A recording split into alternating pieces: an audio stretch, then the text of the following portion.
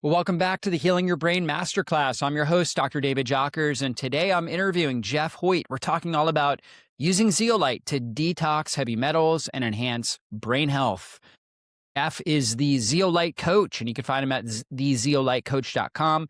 He also runs zeolitelabs.com. We're going to talk about the unique properties of zeolite and how that helps us detoxify heavy metals and other chemicals.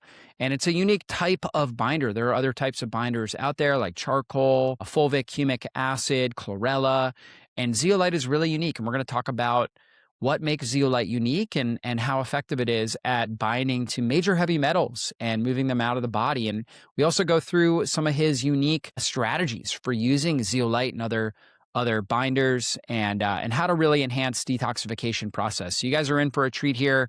Again, you can check out Jeff's website, zeolitelabs.com and thezeolitecoach.com as well. He's got a great product, zeolite product that you can check out. And again, we're talking all about how zeolite helps move toxins out of the body. You guys are in for a treat. So without further ado, let's go into this interview. All right, well, I'm here with Jeff Hoyt from Zeolite Labs, and also he is the Zeolite Coach. So we're going to talk a lot about zeolite. We're going to talk a lot about its unique binding properties. Many of you guys have heard of toxin binders. Zeolite is one of those, and it's very unique in the way that it works. And so we're going to go through that. Jeff, great to have you here. And let's start with the impact of heavy metals and toxins on our body, and in particular on our brain health. Yeah, absolutely. So it's unfortunately in this day and age, we are going to be exposed to a number of toxic elements. Most recognized are going to be the heavy metals because there's a lot of research. There's a lot of industrial chemicals. There's just a lot of these external stressors that are coming at us on a daily basis. And the challenge is our bodies have to deal with this excess load of toxicity. And there's a certain capacity, kind of a stress threshold of what we can handle. And when we exceed that threshold, that's when we start developing problems, because at that point, the body isn't able to handle the toxic elements coming in and it has to start tucking them into storage. And then we can have an accumulation of toxic metals in organs and in tissues such as the brain, and it can start impacting brain health and other organ function throughout the body. In addition, just focusing on the brain here, it's not necessarily the toxic elements in the brain that are causing all the problems, although they are causing problems, but just having free-floating toxicity from your daily dose. So from the food, water, air, just these heavy metals and toxins coming in, they're resulting in strong inflammatory immune responses, which result in inflammatory reactions. And that can impact brain health as well. Because when we have inflammation, that can result in a number of symptoms. And there's a lot of toxic elements coming in that can impact brain health. One of them, which I think is overlooked, is actually an internally produced toxin, which is ammonia, right? Because we put a lot of focus on, keeping the bad out. But a lot of times the toxicity that is hurting us on a daily basis is produced from within our own bodies, such as things like metabolic waste products like the ammonia, urea, excess histamine, free radicals, and these things. And addressing those can be incredibly helpful because they're all pulling on our body's detox energy and making our body work harder than normal to stay balanced. So an ammonia, for example, which is a metabolic waste product that is produced through protein digestion. It's also produced if you have excess microbial issues. So things like candida will produce ammonia. So a lot of people end up with a little excess ammonia. And if our livers aren't working optimally, we have a difficult time breaking that down into the product urea, and then ammonia can build up. That can travel to the bloodstream. That can actually go to the brain and directly cause a number of issues like brain fog and other issues affecting the brain. So yeah, toxicity is an issue. There's heavy metals, there's environmental toxins, there's plastics, there's metabolic waste products, there's mycotoxins. There's just a lot of stuff coming at us on a daily basis. Yeah, you mentioned ammonia. I always think of H. pylori, which is a really common bacteria that can get in and cause an infection in the stomach, and it releases ammonia as well. And also when we're thinking about endotoxins in general, we got to think about lipopolysaccharides, LPS, which when that gets in the bloodstream, that could be a really potent inflammatory trigger that can really cause disruption in the brain as well. So that's big. And then all these toxins are going to impact mitochondrial health, right? And when mitochondrial health get impacted, that's going to drive up inflammation. And the brain is the most dense area. The neurons are the most dense area of mitochondria. And this is why when we have a high toxic load, some of the most common symptoms are going to be brain-related symptoms. Yeah, so things like anxiety, trouble remembering, forgetfulness, obviously just any sort of cognitive dysfunction, mood disorders, all that kind of stuff. These are some most common symptoms that people experience when their toxic load or their total body burden of toxins starts to build up. Yeah, and it's a snowball effect, really, because once you have an overload of a certain toxin and that's pulling on your body's energy and it reduces the body's ability to handle these stressors, and then you can start developing additional toxic stressors. So when you have that opportunity with the heavy metals that are coming in, the opportunity arises for, like you mentioned, H. pylori and some other pathogenic microbes to start multiplying, and then they're producing the waste products, like you mentioned, like ammonia, lipopolysaccharides. And then it just continues adding to our daily dose of toxicity, and it makes it more difficult for our bodies to keep up. And then the more symptomatic we become.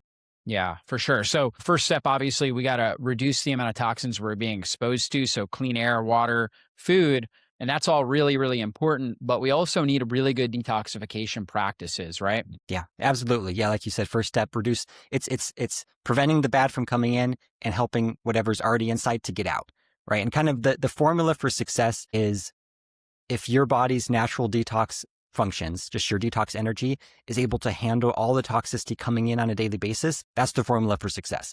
Right. A lot of people in this day and age are not there. So they're just, whatever they're exposed to, their body just can't handle it. So they're getting symptoms every single day. And then furthermore, they might actually be getting accumulation of some of those toxic elements. And then it just gets worse and worse over time. So yes, we want to reduce the exposure, but then we want to get out what's already inside.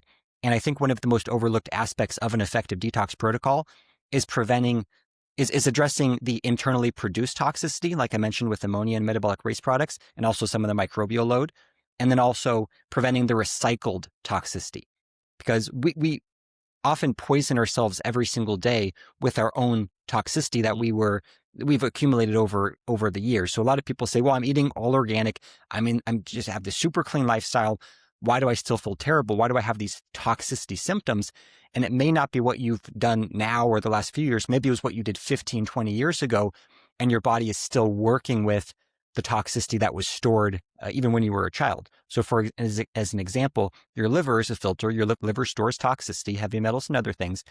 And if your liver is toxic, you produce toxic bile. So your liver produces bile to help digest fat and do other things. And it carries toxins from the liver into the small intestine.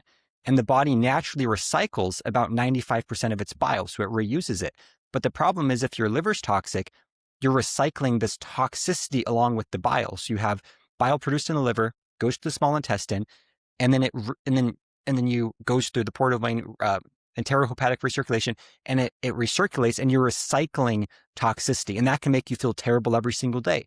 So some people, after they eat or after they exercise, after they go in a sauna, after they do something to stimulate bile, feel terrible because they've released extra bile, which in turn releases extra toxicity. Now the body, that toxicity was basically deactive. Now it's put into the body's processing center. So now it's active toxicity. It can cause symptoms. So one of the keys to an effective detox, in my opinion, is to prevent that recycling from occurring by binding that toxicity in the small intestine so it can't recirculate and keep poisoning you every single day. Yeah, and that's really where toxin binders come in. So I always say we have to pee and poop our way to good health. Of course, we breathe out a lot of toxins as well. You know, we also sweat out toxins, particularly if we're exercising regularly, getting good sun exposure and getting in the sauna, all really important things. And we got to poop well. That's one way that we move toxic bile out of the system. But like you were saying, we're not going to be able to move all of it out that way unless we need toxin binders to help get a higher percentage of the toxins that are in the bile and in the gut out of the system. Yeah, absolutely. And it's all about, because people ask, what detox product should I take and how long should I take it and all this. It's all individualized, right? There's no one perfect product for everyone. There's no exact protocol that's going to fit every single person because each person is so unique. And really the healthier you become, the less support you need. The more toxic you are, the more support you need at that time. And as you peel off layers of toxicity and you start addressing underlying sources of dysfunction in the body, then you shouldn't have to supplement as much because your body's natural capacity is going to be greater. So what's so great about binders in the 21st century is that we do have all of these daily dose toxins coming at us, and it's overburdening our system, and it's just coming in and supporting detox. So it's not fighting against the body's natural detox process, like potentially some other things could be. It's literally just going in, binding whatever is currently in the body's natural, processing center, the metabolic waste products, the metals, the mycotoxins, whatever it may be. And that kind of calms the storm in the body.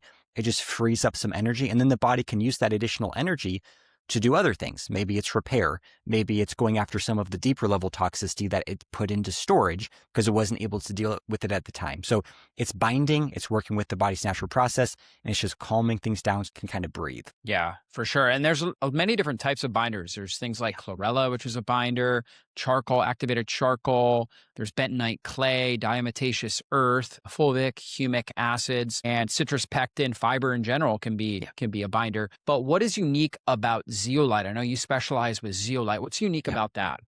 Yeah. So, and there's a lot of great binders out there. And I think some people respond better to certain binders. So it's really about finding the binder that's going to work best for you and in your situation. And there's challenges with some binders and there's advantages to each binder as well.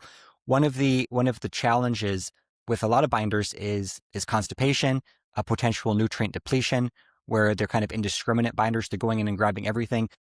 Zeolite powder, specifically Zeocharge, tends to not come with a lot of the issues associated with more traditional binders. So one, it works through a swap mechanism.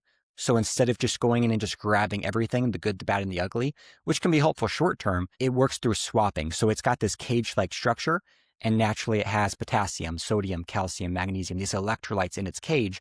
When it comes across an element that's heavier, such as a heavy metal, it swaps the mineral that it has for the heavier or more toxic element, and then it leaves the essential nutrients alone.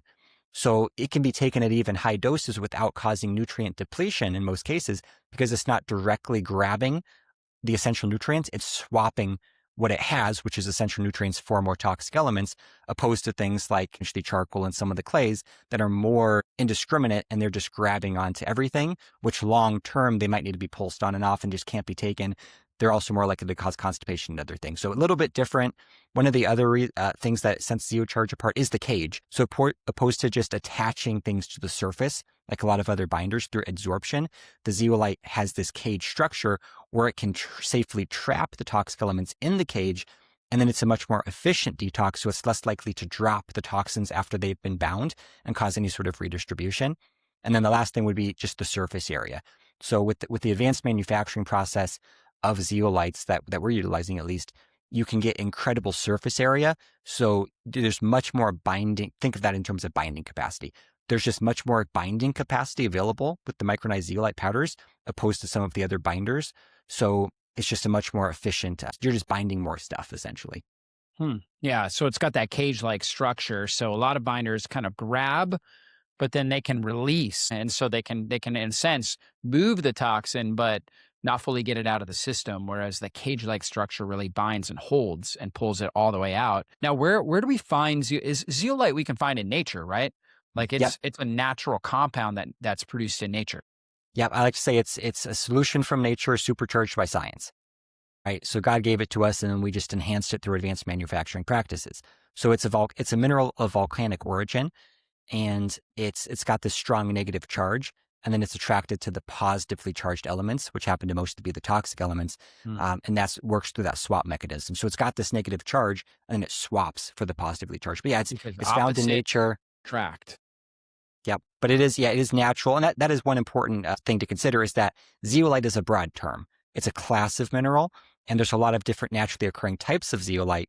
We don't want to just go and try any of them, because a lot of them probably would not be safe. So clinoptilolite is the form of zeolite that has been shown to be safe for human consumption. So that's what we use. And that's what most companies are using in their supplements, because that's the one. It's got a different structure. It's safer. It's completely different. It's got a higher silica to aluminum ratio, which determines its stability. Lots of factors. That's what we're talking about here, kind of a clinoptilolite, natural, purified zeolite powder. And then there's also synthetic zeolites, which are a completely different operation, because those are man-made, and those are going to be they're basically synthetic chelators. They're completely different. And there's nanos, there's liquid, there's a lot of stuff going on. But when I talk about the benefits of zeolite, I'm talking about purified clinoptilolite zeolite powder, like Zeocharge. Yeah. And where are the best ways, where are the best places to get it? Where do you source that? So there's a number of sources. So the place you don't want to get it, and you're talking about the mine location? Yeah. Yeah. So the place you don't want to get it is the United States. right? So, and I know it Really? sounds weird. Yep. I mean, you don't want it from China either, but the United States, you don't want it because zeolite is used for a lot of commercial and industrial purposes. So there's a lot of very cheap zeolite available because it's been used in industry for many years. So the mines in the United States and in China are commercial mines, right? So they're not designed for human consumption. So some companies are utilizing their mines. They're just taking the zeolite, but it doesn't have the quality assurance practices where like we're getting it from a private mine, right? So it's going to be a completely different process, and it's designed specifically for human use, opposed to just grabbing it and potentially, have extreme mycotoxin contamination, all sorts of stuff where there's a lot of issues with a lot of zeolite mines, but ours doesn't undergo that. So there's different mines. There's different types of clinoptilolite too. There's different quality of clinoptilolite. So like ours is a 94% clinoptilolite, whereas some of the products are, 70%, and then there's other materials like quartz and things in there. So you want to get, a high percentage clinoptilolite, then you want to get one with the high silica to aluminum ratio.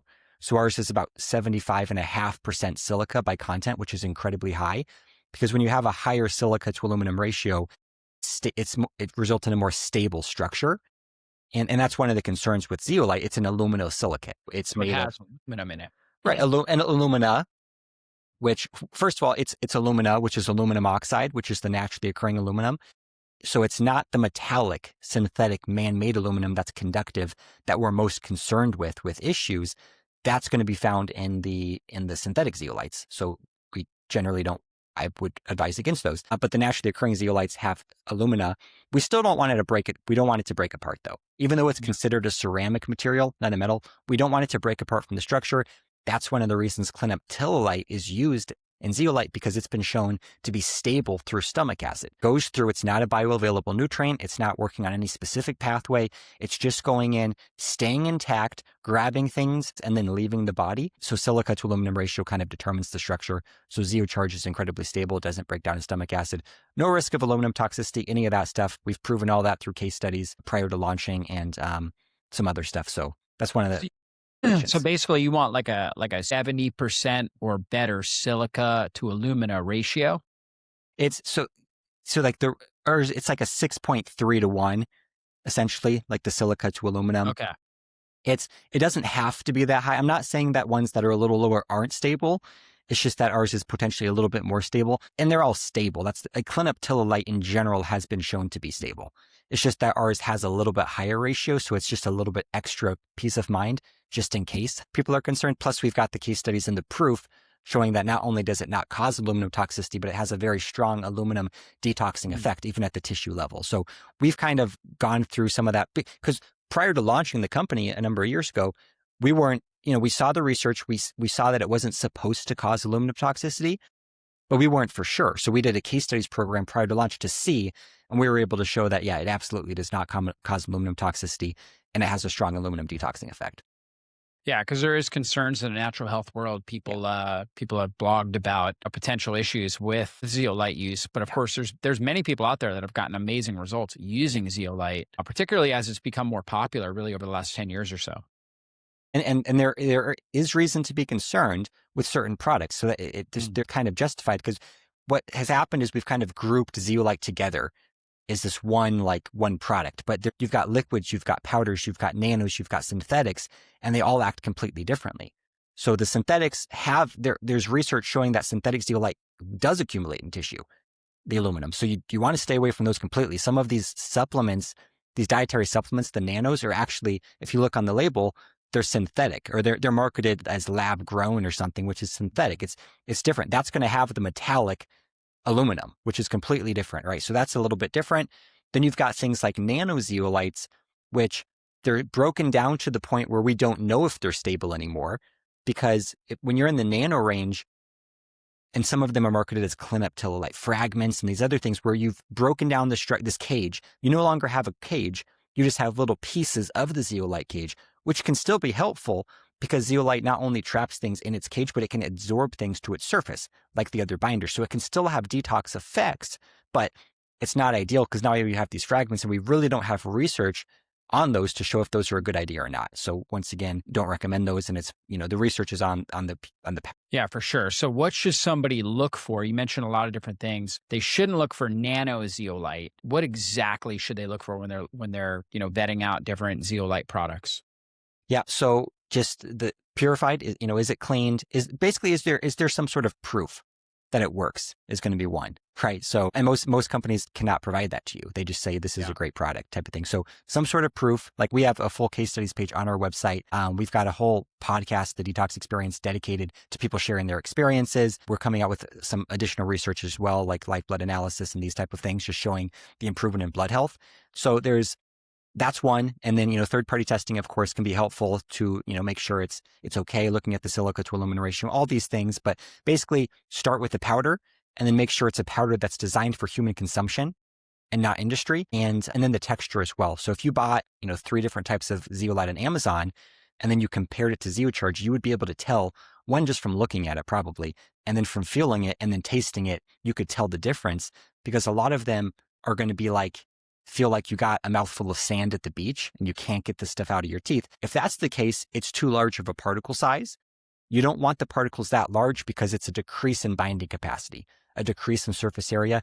It's not going to be as effective. You don't want it too small where you're in this super nano range where we don't really know what it's doing and it's breaking down the structures. You want to kind of have it in this intermediate range, which is where we're at, which is like 0.5 micron, which is 500 nanometers. To up to 8 micron. So it's kind of the range. A lot of the powders are 100 micron, and you would need hundreds of times the amount to get the binding capacity of Zeocharge. So 0.5 to 8 microns is kind of the appropriate size. Yeah, now, anywhere in there. Yep. Now, what toxins does Zeolite have the most effective binding capacity to? Yeah, the nice thing about it is it is so broad spectrum. So it binds to a lot of different things. I mean, just in industry, before it was used for humans, it was used for cleaning up nuclear waste out of the environment, binding to cesium, strontium-137, just very effectively, like even in Chernobyl, just dumping it onto water supplies, just cleaning stuff up. So it binds to radioactive waste. It was used in animals before humans to bind to mycotoxins, aflatoxins, ochratoxin A in the animal feed. So it binds to those. So in humans, I mean, we're binding to a lot of the mycotoxins, heavy metals, of course. It's binding to a number of the heavy metals, the environmental toxins. It's been shown to bind to glyphosate as well. And water. And a lot of the research on zeolite for specific binding capacity is water, because it's been used for water filtration. So glyphosate, it's been shown to bind to BPA. So it's been shown to bind to a lot of different things. I think one of the strongest things it binds to is ammonia. And I think that's one of the things why people say, why is Zeocharge so much more effective than my other binders? I think one of the reasons is the enhanced surface area, the ability to tolerate it at higher doses, and then the ammonia binding capacity, along with some of the other metabolic waste products as well. But in general, I think some people just need higher doses. Like to get a therapeutic dose of a binder, a lot of people cannot get it with a lot of binders because of the other issues associated with those binders, like constipation and nutrient depletion. So with zeolite, the same thing is true. Some people, when they take too low of a dose, they're not going to get the benefits. They need a higher dose. So you have to find a product where you're able to get a high enough dose to get the therapeutic value. And that, I think, holds true for a lot of binders. It's just not doable with some binders. Yeah, and I know you talk about something called I think it's the zeolite paradox, right? Yep, the dosing paradox. Yeah, the dosing paradox. Can you break that down for us? Yeah, so and this is one of the most important things and most understood things about about zeolite is a lot of people want to start slow and work up, which is understandable. That's what everyone's been trained to do, right? Titrate low to high, test the waters, see how you're feeling on it, and then if it goes well, go up. With Zeocharge and zeolite powders, that's actually the opposite of what you want to do, because lowered microdoses are essentially much more likely to result in the negative detox reactions than higher doses. So we're talking about irritability, headaches, joint pain. If you take, for example, if you mix a scoop of Zeocharge in a glass of water and you take one sip, you're much more likely to get a headache than if you would have taken the entire glass. And we did a sip challenge to demonstrate this as well a couple years ago. So it's because when you take a small amount, it's a very powerful mineral, clinoptilolite zeolite. So even a small amount can go in and kind of stir things up, disrupt biofilms, it kind of makes a mess in the body. It starts the detox process through binding, but then there's not enough binding capacity to finish the job. Now the body has to use its resources to clean up the mess that was made. So that's essentially the opposite of what your goal was with the binder. which is to reduce stress. If you take a microdose, you're actually adding stress to the system. Now, in the same scenario, let's say you took the full glass of Zeocharge. Now you go in, you stir stuff up, you still make a mess, but there's extra zeolite. There's extra binding capacity there to clean up its own mess. And the net effect is a reduction in stress on the body. Right. So that's always the question. What's the net effect after you take it? Is it adding stress? Is it reducing stress? The microdoses are much more likely to add stress than the therapeutic or potential, the optimal doses, which is higher doses. And it tricks people because when people take microdoses, and this is what's seen in liquid zeolites, which essentially have, 1, 2, 3 milligrams of zeolite, they're microdoses. Zeocharge has 5,000 milligrams per scoop. The nanos have less than 1 milligram. So they're microdoses, and people often get these terrible reactions. And they say, this is a great sign. It means the product is working, and it's doing something, in fairness, absolutely. But if you can detox without the reaction, that's much better. It's actually, you're detoxing faster and more efficiently. So with Zeocharge, if you take one sip and you get a reaction, and then you take a full glass and you don't get a reaction, the reaction didn't mean the product was working better. It means it was a less efficient detox. It added stress to your system. Your body had to do more of the work, where the higher dose, the Zeocharge was doing more of the work, and it was more efficient and effective. So you find that using the higher dose is more effective for most people now, even very sensitive people. How do you kind of start somebody? Especially for more sensitive people, because the more circulating, I call it level 1 toxicity, which is kind of whatever's toxicity is in your body's processing center, the daily dose, external plus internal production. The more of that you have, the more of the zeolite powder you want to take, because the goal is to bind to as much of that as possible.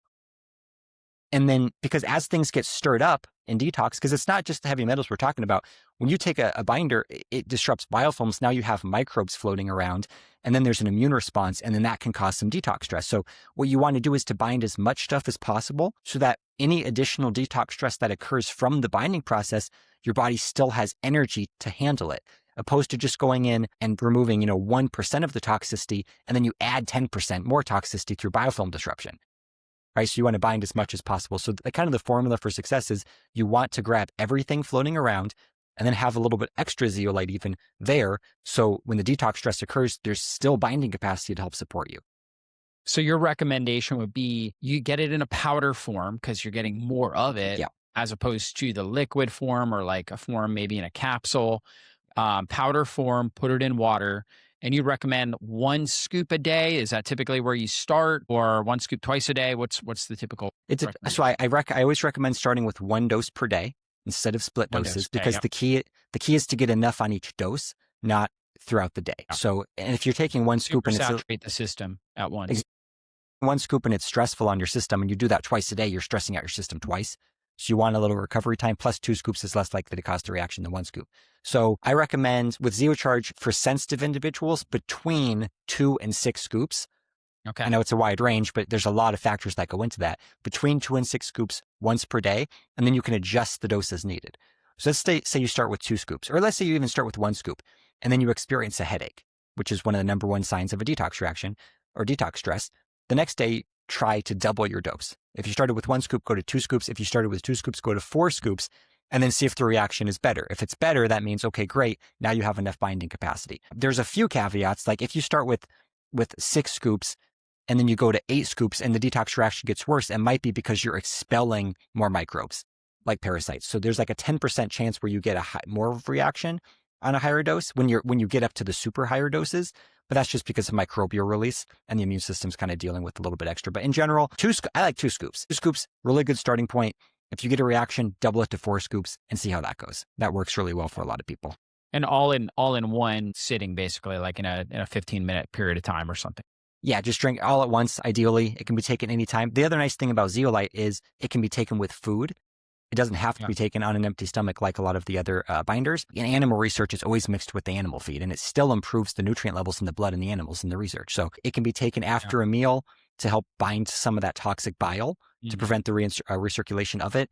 It can be taken on an empty stomach. If you're someone that's very concerned with getting reactions, and maybe you've been deemed too sick to detox, right? And for you, it's probably best to start taking it after a meal, not first thing in the morning. If you take it first thing in the morning on an empty stomach, you're much more likely to experience the reactions. One, because it has a stronger antimicrobial effect in general. If you take it after a meal, you're going to be binding to more of the metabolic waste products and things. It's very helpful, but less likely to cause that reaction, at least starting off. Yeah, that's good to know. Now, does heat affect it? Like if you were to put it in with warm water, hot water, will that impact? Nope, that's another nice thing. Very versatile. It can be, you can bake it. So we're just started coming out with a few recipes. You can Oh, bake it into baked goods. You can put it into, some people mix it with their coffee, hot tea, hot cocoa. It's not heat sensitive up to, like thousands of degrees Fahrenheit. So nothing with like a standard oven or anything would destroy the structure.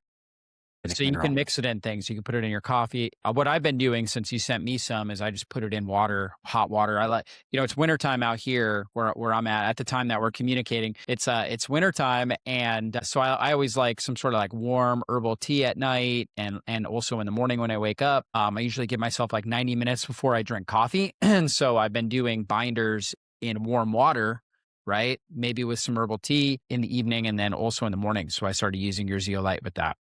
Perfect. Yeah. Yeah. A lot of people do that first thing. And it's all the healthier you are, the more liberty you have for detox and for just, taking things as you wish. The more sensitive you are and the more challenges you have with detox, that's when you have to start, honing in on what is the most optimal that's going to stress out my body the least. But so you would recommend somebody that's very sensitive, best place to start would be take it with a meal. I would take, 2 scoops after dinner. After dinner. Okay, great. Yeah, great recommendation there. All right, well, great. And obviously you guys are seeing great results with this. People can check out zeolitelabs.com and also your coaching site, the zeolitecoach.com. What are they going to find there?